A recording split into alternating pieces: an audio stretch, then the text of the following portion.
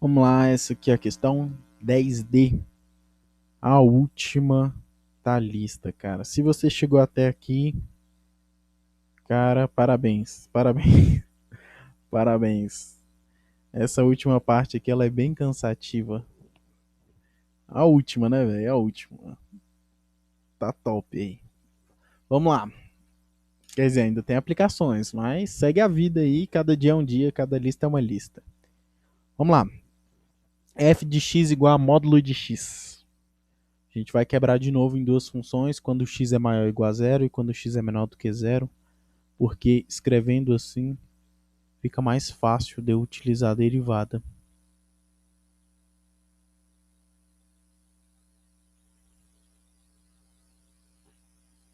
Beleza?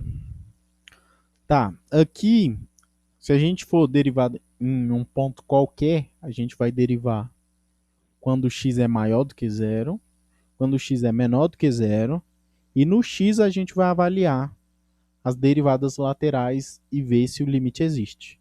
Beleza? Então vamos lá. Que eu vou mudar a letra aqui, só porque a gente estava mudando toda hora lá. Então, vou usar assim. Se A é maior do que zero. A é uma outra letra. A gente vai calcular a derivada no ponto A, tá bom? Então vamos lá. Se A é maior do que zero, a gente tem que f' de A é igual limite, quando H tende a zero, de f de A mais H menos f de A dividido por H. Nossa derivada aí, derivada no ponto A. E aí, como A é um número maior do que zero, eu já sei que letra eu vou usar aqui. A função que eu vou usar é essa aqui, a função x. Então, isso aqui vai ser limite, quando h tende a zero, de... Como a função é o próprio x, então é só eu colocar. Vai ficar a mais h menos a dividido por h. E aí eu consigo cortar aqui e eu consigo dividir em cima e embaixo por h. Então, dividindo em cima e embaixo por h, já que o h tende a zero, mas não é zero, a gente fica com limite, quando h tende a zero, de 1. Como 1 não depende de h, esse limite é o próprio 1. Beleza? Tá. Agora vamos para o segundo caso. Vamos lá, o segundo caso, se o a é menor do que zero. Se o a é menor do que zero, a derivada no ponto A, que é o f' de A, é igual ao limite, quando h tende a zero, de f de A mais h menos f de A dividido por h. Isso aqui vai ser igual. Aqui, como o A é um número menor do que zero, então a gente vai usar a segunda regrinha, que é menos x. Então vamos colocar aqui. Vai ficar limite de h tendendo a zero de menos a mais h, e menos com menos vai dar mais a dividido por h. Beleza? Vamos lá, f' de a vai ser igual a limite, quando h tende a zero. Aqui, esse aqui vai cortar com esse, na hora que eu distribuir o menos.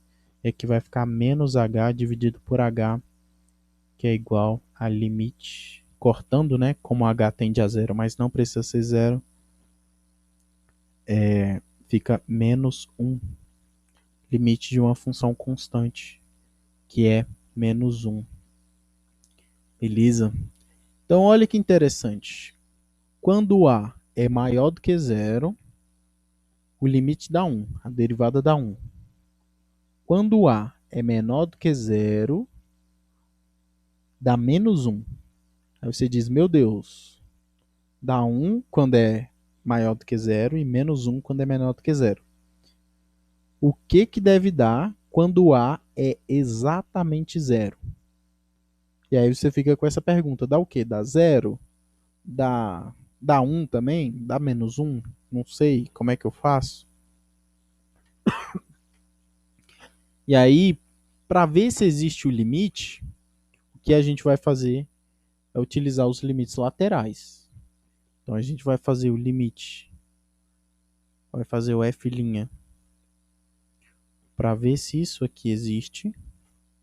Se a derivada no ponto zero existe, a gente vai fazer o limite.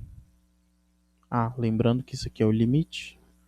Quando h tende a zero, de f de zero mais h menos f de zero dividido por h. Para ver se esse limite existe, eu vou ver se os limites laterais existem.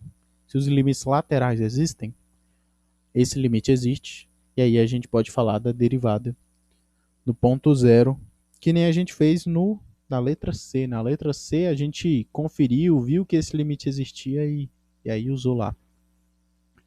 Então vamos lá. Quando h tende a zero pela direita, ou seja, valores maiores do que zero. Como a gente está mexendo com valores maiores do que zero, o f de 0 mais h, ou seja, 0 mais h vai ser um número maior do que zero. Como 0 mais h é um número maior do que zero, a gente vai utilizar a função f de x igual a x. Então vamos substituir o valor direto. Vai ficar 0 mais h menos a função no ponto zero, como a função é módulo de x, é o próprio zero, dividido por h.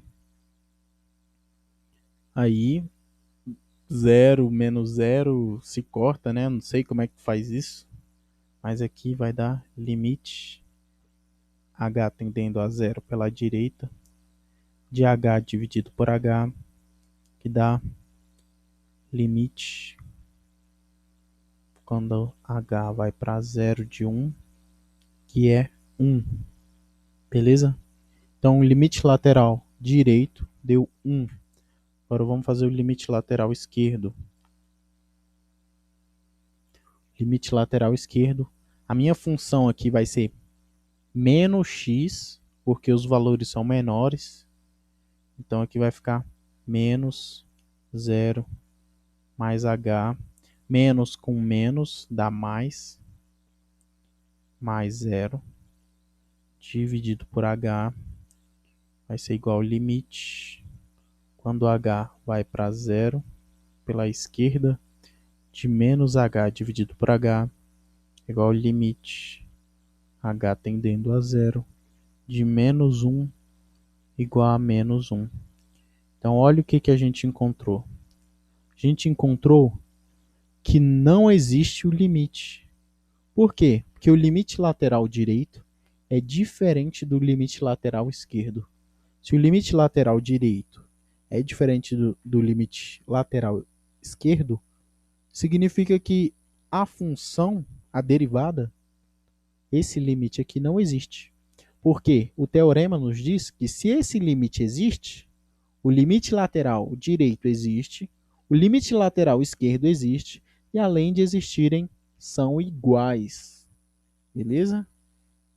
Então, como não são iguais, isso implica que esse limite não existe. Então, não existe. Então, o que a gente vai fazer? Como a gente vai escrever uma reta tangente utilizando a nossa funçãozinha se a gente não sabe escrever o coeficiente angular? Aparentemente não faz sentido, né? Vou escrever aqui y. A gente teria que escrever isso aqui. Y menos f de A é igual a f' de A vezes x menos a. Então, como a gente vai escrever isso se isso aqui que está escrito aqui não existe nesse caso? Então, não faz sentido falar de reta tangente. Então, a gente escreve mesmo, escreve, isso é solução. Não existe reta tangente. Essa é a solução. Não existe reta tangente. Você tem que escrever isso. Se você não escrever, você está perdendo o ponto. Beleza? E aí vamos fazer uma análise do gráfico. Pode despertar na gente alguma ideia do porquê não existe. A função f de x ela é a função módulo de x. Então aqui ela tem um comportamento f de x igual a x. Uma reta crescente que parte esse quadrante no meio. E aqui f de x igual a menos x, uma reta que parte esse quadrante no meio. Tá. A gente está falando de retas tangentes, né? Retas tangentes à curva. São retas que beijam a curva e que se aproximam bastante da curva. Então, por exemplo, se eu fizer aqui uma reta, eu vou fazer uma curva qualquer aqui. Essa curva aqui, ó. Uma reta tangente nesse ponto aqui é uma reta que toca só nesse ponto. Mas o significado de tangente é meio engraçado, porque a gente fala sobre se aproximar. Parece que quando a gente fala que uma reta tangencia uma curva, parece que na proximidade daquele ponto, a reta se aproxima muito daquela curva. Ou seja, a reta fica muito próxima daquela curva. Aqui, ó. Quanto mais você se aproxima desse ponto, mais a reta fica próxima da curva. Esse é o significado verdadeiro de uma reta ser tangente à curva. E aqui nesse caso, parece que se você olha por esse lado de cá, parece que a reta que seria tangente nesse ponto aqui é essa reta aqui. Essa reta parece que é a reta que seria tangente. E pelo outro lado, essa reta parece que seria a reta tangente nesse ponto. E aí, como a gente não tem por um lado parece que é uma reta e por outro lado parece que é outra reta, a gente não tem nenhuma reta, não tem nenhuma lógica em falar numa reta tangente, porque essa curva aqui não se aproxima de nenhuma reta. Não fica muito próxima de nenhuma das retas. Essa aqui não fica próxima dessa reta. E essa aqui não fica próxima dessa reta. O que você faz? E aí não faz sentido falar de reta tangente quando a gente está falando de um bico. Então, sempre quando tiver bico, a gente não fala de reta tangente. Então, o que são funções que não têm bico? São funções que a gente chama de funções suaves. Elas vão mudando aos poucos, são curvas, entendeu? É diferente você fazer algo assim. Quando tem um bico assim, provavelmente a derivada não existe nesse ponto. Porque por esse lado parece que seria isso e por esse lado parece que seria isso. Então a gente não tem nenhum acordo a respeito de curvas que tem bico. Beleza?